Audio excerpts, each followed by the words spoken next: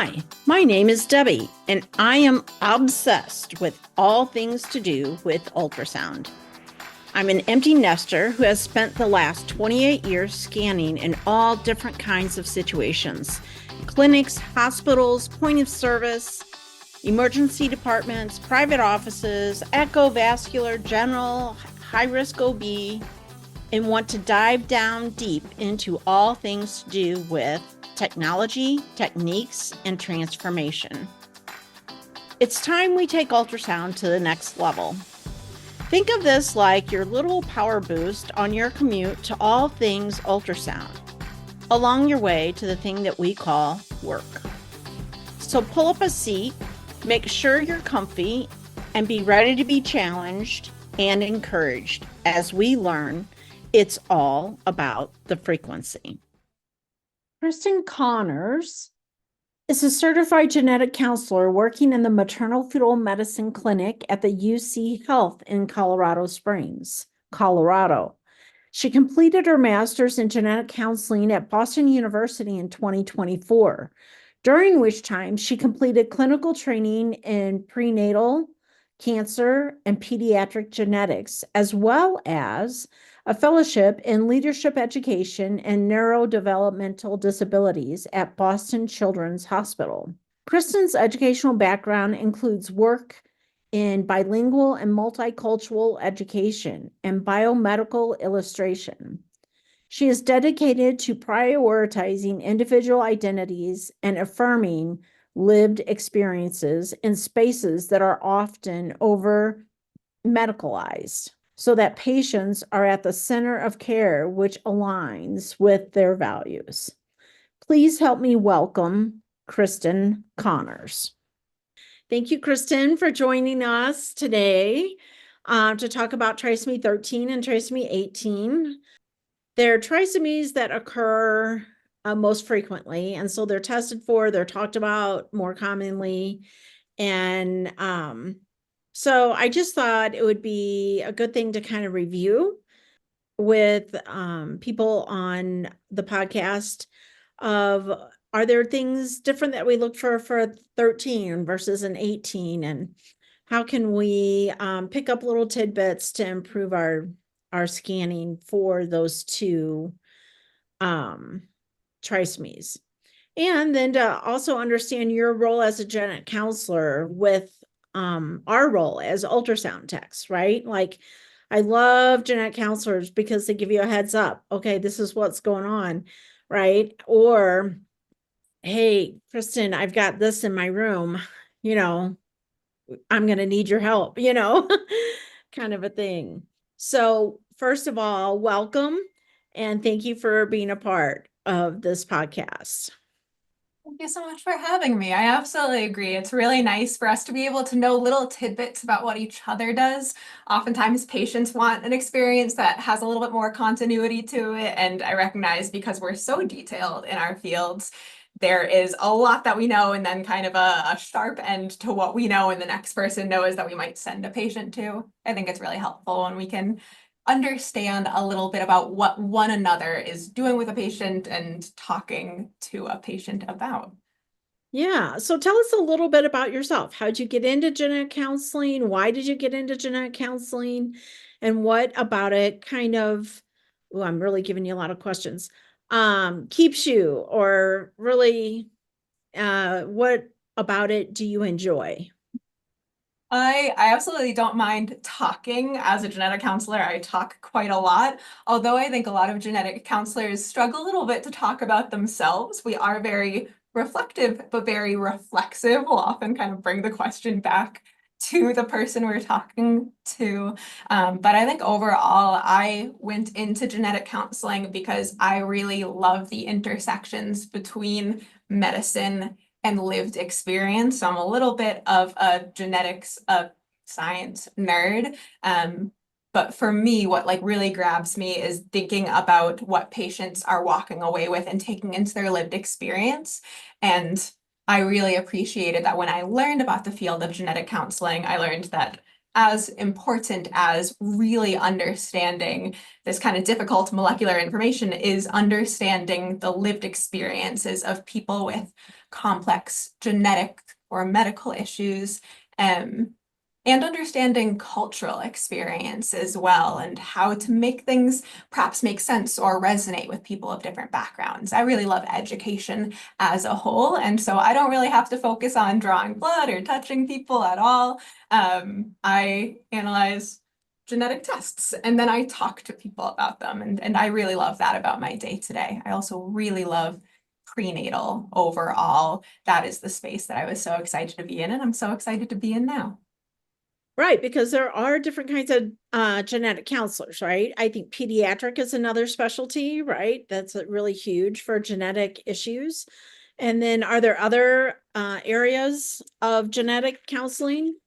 Oh yeah, absolutely. And they are endless, I think, especially as medicine is getting more detailed. We now see specialty clinics for every organ. And so we'll see genetic counselors who might specialize in any organ that we understand there to be kind of a genetic etiology of disease with, which is everything. Ah, wow, I wasn't aware of that. Nice, nice to know. So maybe give us a little overview of genetic instructions for chromosomes and maybe a little history of where it's been and where it is now. I know in my 28 years, keeping up with the different genetic tests and their use or not use and what they have to offer can sometimes be a little bit of a challenge. So give us a little history and overview if you don't mind. Yeah, so I think I might start with an overview of chromosomes, something I'm sure your listeners are pretty familiar with, but I might kind of walk you through it like I would walk a patient through it, and then I'll kind of bounce to what testing looks like in this current landscape. So before I talk about trisomy 13 and 18, it's helpful to define what a trisomy is. To describe that, I'll use another annoying term, aneuploidy. Overall, when we're thinking about our genetic information, the thousands and thousands of heritable instructions for how a body develops and functions, think about this information, and it's packaged into 23 groups. Every gene is a specific recipe that has a typical location on one of these 23 groups, and these groups would be chromosomes. And I use a lot of metaphors, as you heard with recipes, when I talk to patients. So I'll describe all of our genetic instructions, the genome, the collective genome, as a huge recipe book. And within that, each chromosome we can think of like a chapter. And so every gene, every instruction has a page in a chapter. In our bodies, in the human body, we have 2 copies of every chapter, every chromosome. One that is inherited from each of our parents. Those 2 copies, they make the 46 chromosomes in total. Sperm cells and egg cells typically have 1 copy of each chromosome. So sperm and egg cells have 23. They come together at conception to make an embryo that becomes a fetus with 46 copies of these chromosomes in every cell. When we think about these genetic instructions, the amount of genetic instruction that we have in our body is important. Dosage matters. A lot of these instructions lead to the development of certain proteins that carry out certain functions of our body. And so having too few or too many copies of an instruction can interfere with how other instructions get read. It's like if we imagine we have a recipe book and then we try to stuff a few extra pages in, that's going to impact how we might open up other pages. And then it also impacts how much of an instruction we're reading and how much protein we're making. So when we talk about aneuploidy, such as trisomy, it is a deviation from the typical number of chromosomes, deviation from the 2 copies that make up 46 in total. Trisomy, in particular, is 3 copies of a chromosome in a cell. I said that 1 to 23. Trisomy 13 is specifically 3 copies of chromosome 13 and 2 copies of the rest. And trisomy 18 is 3 copies of chromosome 18. It might occur most often if a sperm or egg cell contained 2 copies of part or all of an extra chromosome instead of only containing 1, as it typically does. On the kind of opposite side of that, there is monosomy, which is there's only 1 copy of a chromosome in a cell, which can occur if a sperm or an egg cell is missing a chromosome and then combines with a sperm or egg cell that has a typical number of the chromosomes, and then in total, we just get 1. Another thing about aneuploidies, about differences in number of chromosomes, it can be complete, where we see in every cell in a body, there is an extra or a missing copy of a chromosome, or there can be mosaicism, where in some of the cells, there is an extra or missing copy of a chromosome. Or it could also be not a full extra chromosome, but a part of an extra chromosome, so just a leg. And then we're thinking not about a full trisomy or a full monosomy where part is missing, but we're thinking about just the portion that is added in or deleted. I just talked an awful lot. Do you have any thoughts? I What I love said it. thus I far? love the example of the cookbook, and I'm gonna use that often probably if I need to talk about something like that, because that really makes it very applicable to everyday life, right? And it makes it understandable to both sonographers but also to patients, like when you're really trying to there's a lot to it, right? So to get someone to understand the basics is vital to moving them to their next step, to show them what their baby might have or have a risk for, right? I will also say really helpfully, it is very easily interpretable. When I'm working with interpreters, it's really easy to kind of lose track of the plot as we're breaking things up and talking about things, and you don't know if things are being interpreted very precisely. If I just say we're going to look big picture, we're going to talk about a recipe book, I can typically be a lot more confident that that's going to be explained in a way that resonates with a patient, and I can usually visually see how they're making sense of that in a way that is much more thorough than if I really try to stick with, this is the name of the gene, let's talk in detail about this gene and the spelling change in it. Right. Right. Yeah. That's awesome. So what role does this play with, say, miscarriages for trisomy 13 and 18? Absolutely. I will say overall, we can have an aneuploidy, a difference in the number of chromosomes, with any of those 23 unique chromosomes. And most aneuploidies are not compatible with life. Most lead to very early miscarriage, which means that a lot of people who experience early miscarriage might not know that they had a pregnancy with trisomy 13 and 18.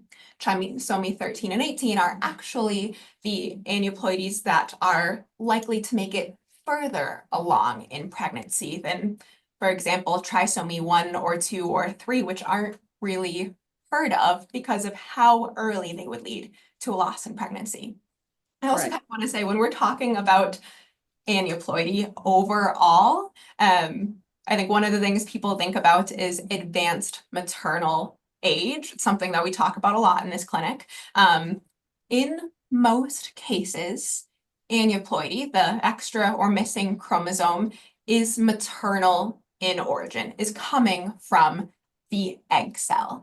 And the risk that that would happen does increase with maternal age, which is one of the reasons why we see patients who are designated as advanced maternal age, which of course most of us know AMA is kind of an arbitrary, like 35 is a pretty arbitrary number, that age that we've attached it to. But overall, as maternal age increases, the cellular machinery that's going to support how chromosomes are properly separated into maturing egg cells becomes less effective over time and more prone to errors. So at the age of 30, the chance to have a pregnancy with trisomy 21 or Down syndrome is a little bit higher than about 1 in 1,000, but at 40, it's 1 in 85, which is less than 2%. So we're not talking about most pregnancies, but overall, that risk, that absolute risk,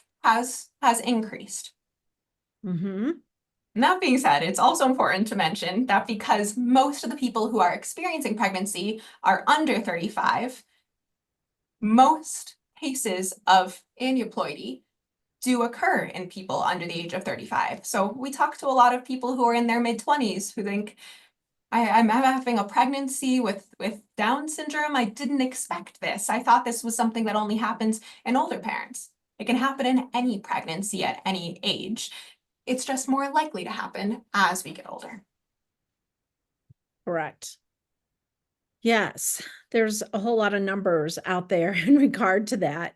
I think I spoke with a genetic counselor earlier about trisomy 21 and so the conflicting numbers and how it can be really confusing, you know.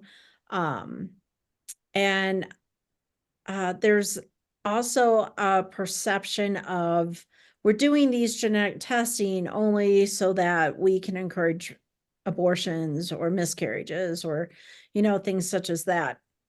And clearly, that's not our motivation, right? Clearly, our motivation is that the more that we've learned and the more information that we can get from your pregnancy and your baby, the better we can support you and your baby for delivery, for life on the outside versus life on the inside. And sometimes we know better how to support you during your pregnancy, you know. Yeah. Uh, so definitely never our motivation to encourage um that kind of choice. Um, but just to provide information so that you have an educated, informed choice when you do, if you do have to be in a position where you do have a, you know, need to make a choice. Which is why I think consenting properly for any test that we might do is really important because we understand that sensitivity around somebody thinking we're giving them this information because we think it is inherently bad or we might judge a quality of life. And of course, we never want to do that, but it is so understandable that people might be worried about why we want to give them this information, what we might be pressuring them to do. On the front end, before somebody gets a blood draw, before somebody goes into an ultrasound scan, I think it's always really helpful to make sure they fully understand why we're looking for what we're looking for, what it means in terms of possible medical intervention or outcomes, and then also like what we don't know, what we can't talk about from this. I cannot kind of overstate the number of times I'll talk to patients who think they've given a sample of blood for a genetic test or screening, and so they assume that we have all of the information that their genetics hold, and that is not the case, and really defining what we've looked for, why we've looked for it, and making sure that that's something that they're okay with knowing is really important because not everybody wants Wants screening to know or that. trisomy 30 or 18, and that is absolutely valid as well. Absolutely. Absolutely. So if you're not wanting to know the information, it's important to know not to get that test, right? Yeah. Yeah, it's amazing. AMA used to be such AMA 35 used to be such a hot button and hot topic, right? But now with genetic testing being able to be done so much earlier and with so much more accuracy, right? That now it's just offered to everyone, Yeah. right? And Yeah. so that has definitely brought some changes to the ultrasound world and to the lives of our patients. The fact that we can offer it at 10 weeks um, is a lot of people come in, oh yeah, I've had the testing, I'm low risk, and they know the gender, you know. And so right away, that kind of puts them a little bit more at ease, you know, that, okay, well, we've ruled out some of the most common things. Doesn't rule out everything, right? And that's important to know. So, the education level of the genetic testing now, I feel, has really kind of come from the to the doctor's office now, the ones performing the blood work. And so sometimes I find that the patients really don't understand what that test was really supposed to be about, you know? So sometimes we have to go back and educate a little bit more. Yeah. Uh, but tell us now about maybe the overall features of each one, trisomy 13 versus 18. Are they different? Are they similar? Um, what's Yeah. most common in each? There is a lot of overlap between the two, but because there are different genes involved, different sizes of the chromosomes, there are obviously some differences. When we think kind of globally about trisomy 13 and 18, they're going to often be developmental differences, structural differences in the brain, the heart, the gastrointestinal system. Um, Most cases of trisomy 13 and 18 are not compatible with life.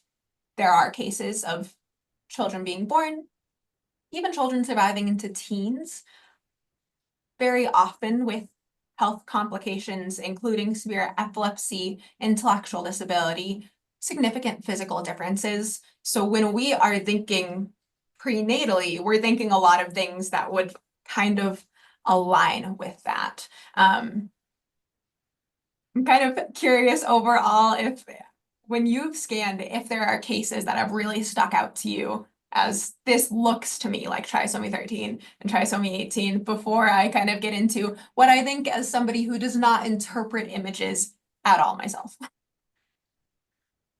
Um, I think there's a lot of overlap, right? Yeah. So for me personally, it's hard to really differentiate one from the other. But when I start to see head, heart, belly issues, structural leg deformities, arm deformities, hand deformities, all those kind of things. When I start to see multiple deformities, immediately I'm thinking 13 or 18, right? Yeah. And I think another way that the game has changed pretty recently is that it used to be pretty typical that suspicion for trisomy 13 or 18 was first brought forward by ultrasound. We saw these significant differences in a pregnancy, and that suspicion was brought forward by ultrasound findings. But now, as you said, with 10 weeks, and I think the earliest a lab has been validated to do is now actually 8 weeks gestational age. So we're getting even earlier, although I would still say it's much more common to see 10 weeks as the kind of earlier side. But now, because of the sensitivity and specificity of cell-free fetal DNA aneuploidy screening, which we can kind of circle back to talk about this screening in detail, this now identifying pregnancies at an increased chance for chromosomal differences, we're not having to do the legwork of thinking, is this 13 or 18? We're then often going to look on ultrasound to see if something's aligning with either. But now we've gotten much more specific information that gives us a heads up on one of the two. And you're absolutely right. I think what I've been taught, again, I am not a person who understands the imaging side of it very well. And so if you show me, I mean, I would be lucky if I could like identify an arm or a leg. Like I've studied these things, but I cannot find them on imaging. But overall, trisomy 13 or 18, kind of, if we're thinking of a Venn diagram, in the middle of the Venn diagram, I'm absolutely thinking significant congenital heart defects, things like tetralogy below, large VSDs or ASDs. I'm thinking significant facial clefting, kidney differences. You're right about the belly,, spina bifida or neural tube closure defects. bilateral club foot. You're right about the kind of arm or leg differences, and the rocker bottom feet, especially very often as well, cystic hygroma. If I'm trying to differentiate, although often they might present quite similarly, when I'm thinking of trisomy 13 in particular, I'm thinking a little bit more about central nervous system and midline defects.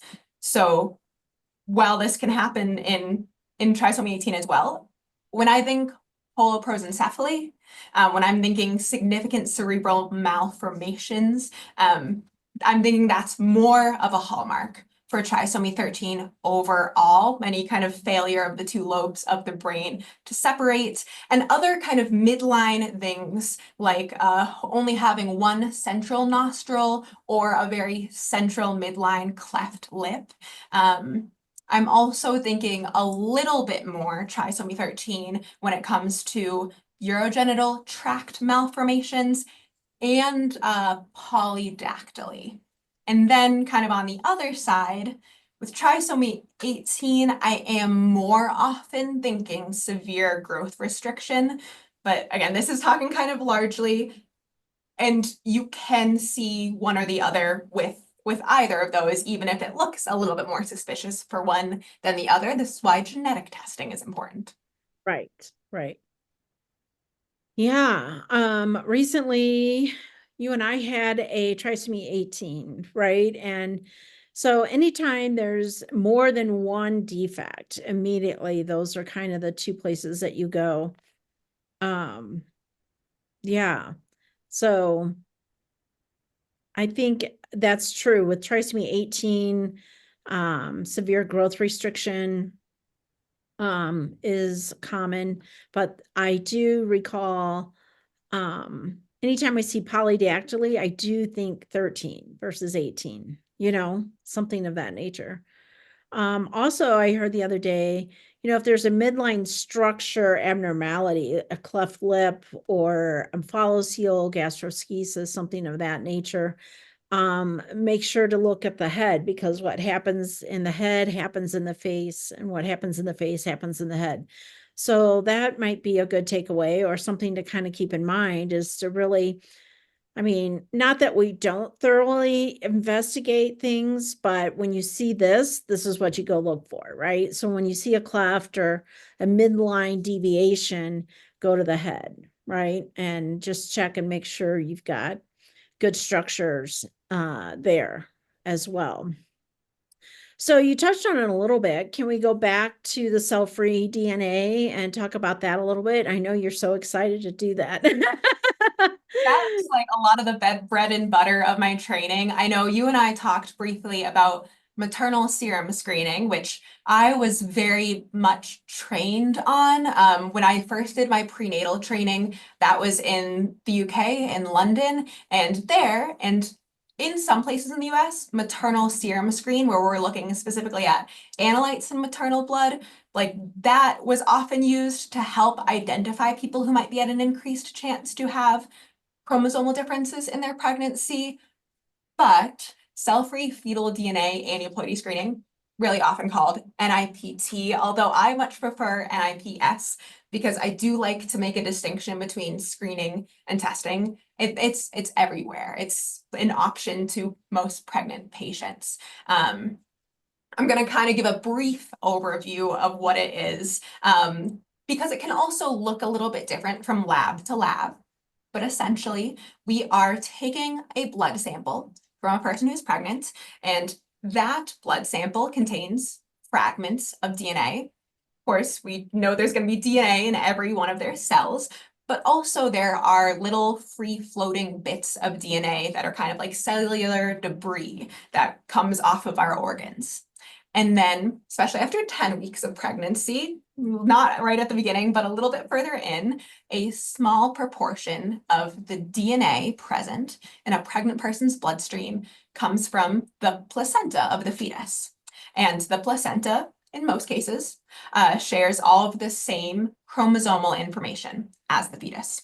So the lab takes this maternal blood sample, and to be very reductive about the technology, they count up the bits of information that we see representing each chromosome. So there are like certain signatures of the genetic information that's always going to be on chromosome 13. So we can say, oh, found a chromosome 13 fragment. We'll put it in this bucket. We'll put it in this bucket. And then once we count up everything, we can compare the relative amounts of each chromosome to see if we are seeing what we would expect to see from a pregnancy that had a typical number of chromosomes. And this screening overall is much, much more sensitive and specific than other screening methods. But it is just screening. Because we are not looking directly at full chromosomes, there can be many reasons why we might see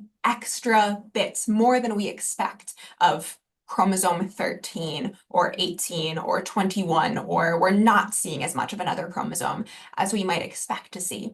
Sometimes it can be related to a small deletion or duplication of some material.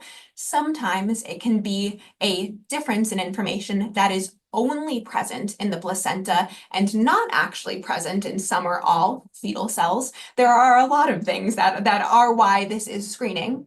Great at identifying people who are at an increased risk, but not in and of itself diagnostic. Ah, interesting, right? That's a lot of information to know Yeah, it about. was. I can't, I try to shorten things as much as I can, but I talk quite a lot. I love it. That was awesome. That's really helpful to understand, right? Because I know there's been other situations I've been a part of where um the parents did go through, we did see defects. The parents did go through genetic testing. And I mean, you can kind of fall and go down into a rabbit hole trying to search and look for things. And it's hard to find it if you don't know specifically what you're looking for, right? And so there's a lot of like hurry up and wait sometimes, and having to make a decision based on not having the full picture or knowledge of, right? So we can tell you you might have a baby with Down syndrome, but we can't tell you the necessary severity, right? Um, of that defect. So, I mean, there's limits to genetic testing, right? Can you talk about that a little bit? Yeah, so first of all, when we're talking about screening, of course, there are limitations in that we can give you information about the positive predictive value, the chance that we've found an increased risk, and that increased risk represents that it is truly this. But it is quite common that we might see somebody at an increased risk and they were so stressed out, so worried, and it's great that we caught them because these people who are at an increased chance deserve extra screening if it can be helpful, or extra testing, but it can cause a lot of extra stress. So that's one thing. Another thing is that I will say, and this is, I think, really frustrating for a lot of patients who recognize that we're learning so much more about genetics. How isn't it the end all be all? When we talk about syndromes, we talk about many things that people are at, that a pregnancy or a future person will be at an increased chance to have. And ultrasound can often give us more information, but can't always tell us the full story. So we know, for example, with trisomy 21, with Down syndrome, about 50% of babies with trisomy 21 will have a heart defect. We can look for that on ultrasound and then give more information about if you are now more or less likely to be in that 50% with a heart defect. But oftentimes, when we give back this information, this is just information about the chromosomes. It can tell us a whole list of things that are more likely to happen. But there are always going to be exceptions. I think I said before with trisomy 13 and 18, in most cases, these pregnancies are not compatible with life. But I did also say there have been cases in which they survived to birth, and even further on. So one of the questions I often get is about if somebody's pregnancy will survive to birth or beyond. And I do kind of switch my language when I'm talking like more to a scientific audience, because when I'm talking to a patient, I might be intentional about if I say baby, if they are thinking about ending the pregnancy, if it is helpful for them to want to detach from that pregnancy, I might not use the term baby. I might say fetus or just pregnancy, something that seems a little bit more neutral. If it is a wanted pregnancy, or if it is a pregnancy that a patient knows they will end, but do still want to very much attach themselves to that life and really appreciate that pregnancy, I might be more likely to choose words that I recognize resonate with them. But then sometimes when I'm talking like generally, I'm like, I don't know what I usually would say. But overall, there's just a lot of nuance in things. But when I'm talking about the chance that a pregnancy might survive to birth or beyond, I think you mentioned earlier that numbers can be difficult and they fluctuate a lot. And numbers also often are not as neutral as we would like them to be. So the numbers fluctuate a lot from study to study, and they're impacted by the fact that in most cases, in the US, people do elect to terminate a pregnancy when they get information that diagnoses the pregnancy with trisomy 13 or 18. But there's one study in 2015 that used data from some birth defect surveillance programs across like 9 or 10 states. And that is one that I relied on for a lot of my kind of references. I kind of give the caveat that no number is the end all be all, but here's kind of a statistic for us to use to anchor with. This study gave a live birth rate of about 15% for pregnancies diagnosed with trisomy 13 or 18. The rest ending in elective termination or loss.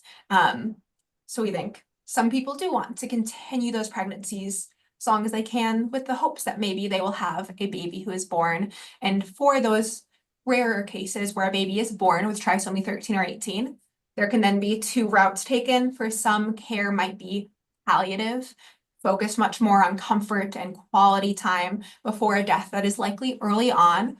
Or some parents might elect to pursue very aggressive treatment focused on longevity, significant heart surgery, gastrostomy tube, repairing respiratory defects, things like that. So when we think then these 15% maybe of babies who survive with trisomy 13 or 18, about 1/3 of them will survive to 1 month, and then about 10% of them will survive to the 5th year of life. And again, these children do typically have significant health differences, do need supports with most aspects of their life, with most functions in their life. Yeah, again, talked quite a lot, answered like 3 different questions. So, are there any negative effects on mom for carrying a pregnancy with abnormality? Overall, so this is another big question people often have. When we are thinking about pregnancy always comes with risks to a mother. And so it is always safer to not be pregnant, to not be in a pregnant state than to be in a pregnant state. With that being said, the risks are not too dissimilar to any pregnancy. The risks, to my understanding, and I'm actually not super familiar and can't talk very specifically about these risks, but I believe the risks with a pregnancy with trisomy 13 are a little bit higher than with 18. But overall, if it is not kind of emotionally, psychologically harmful to continue that pregnancy, if that would feel really like what somebody would like to do, what is most useful for them to continue that pregnancy, the risks are not all too high. Neither are the risks of terminating. Awesome. Wow, that's awesome. That's a lot of information to process, and to understand overall. Oh. So, I appreciate all this help in really kind of narrowing it down and kind of putting it out there, right? This is always such a touchy, anytime you're dealing with any kind of defect at all, it's just always something that um this is the challenge of high risk OB, right? You're trying to do a scientific exam with emotions, right? And so don't always, they kind of collide sometimes, right? Um, it's around the holiday time now when we're recording this. And so, recently, I mean, this is for me the worst time of the year to have this job, right? Because people are going to see friends, they're going to see family, everybody's going to be asking, everybody's going to, can I touch your belly? Can I do da, da, da? And inevitably, there's at least one, if not two couples or patients that we have to give bad news to around the holidays, right? And it's just the worst time of the year, right? To want to give that. And recently, a young couple came in and we had to give them some bad news, and it's just gut wrenching, right? It's just hard. And you know, it's hard for us to give you bad news or to give the patient bad news, but we realize that it's going to be hard for the patient to go home and struggle with this, to know, how do we handle this with our family? What do we talk about with the family? How do we, what kind of information do we give the family? Families aren't always appropriate in their question asking, when there's difficulties. And some people are more opinionated than others on what people should be doing or should not be doing, right? And so this is just, it's a hard time of the year. It's a hard time to give anybody bad news, right? But specifically, I think it's a little harder for me to give people bad news during the holidays, when everybody's supposed to be happy and they're still trying to struggle with the reality of this new discovery. And so to be sensitive to that, and the language, like you were saying, I changed my language. I think that's incredible that we can be that sensitive to that couple in regard to that, right? Into our own language that we're choosing to use for their sake, right?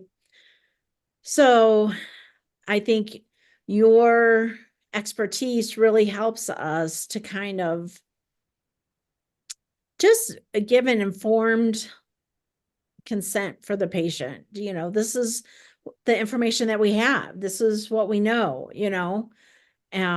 without bias, right? And that's a whole new topic of not biased, right? um, but yeah, um, what you do is so important, and we appreciate so much working alongside you and learning from you every day. But even listening to how people present, we're not in the rooms when we hear you explain all these things to people. So it's fun to kind of hear how you explain it to people, because we learn, right? When I'm in the room with the physician or the genetic counselor or the nurse practitioner or the midwife, anyone, the way people present information is important, and we learn from you guys quite a bit. So it's fun to work alongside very knowledgeable people, and it's fun to know, like you said earlier on, this is my hard line of a stop. I don't know anything past this, right? And not oversharing information that we're not 100% for sure about, right? There's specialties for a reason, right? And so being careful not to feel like you know more about that field than what we do really know, right? Because we're not the expert in that, right? There's a lot that goes into that training as a genetic counselor, and I wouldn't dare think that I'd know even a fraction of it. But we certainly appreciate your gifts and your passion and your knowledge and being able to explain it in layman's terms to patients and to us as ultrasound people. We're very grateful for your service and dedication. And we say thank you. Thanks so much. So one These question I are ask, I'm sorry, say that again. sonographers. I'm sorry. I'm very grateful for sonographers. Oh, thank you. Thank you. So one question I ask at the end of our every interview, or I try to remember to ask, I think I've forgotten on a few, is what helps increase your frequency. So if you have a bad day or you're kind of in the dumps, what is something that you do that would increase your attitude or mood? What is something that you do? A great question. It changes. I mean, like I think as with anything, there are seasons to it. And you're so correct. Our job, I think we have hard jobs overall. We are talking to patients. We are talking to people in what is sometimes not the best time in their lives. And that is a weight that we often carry with us as well.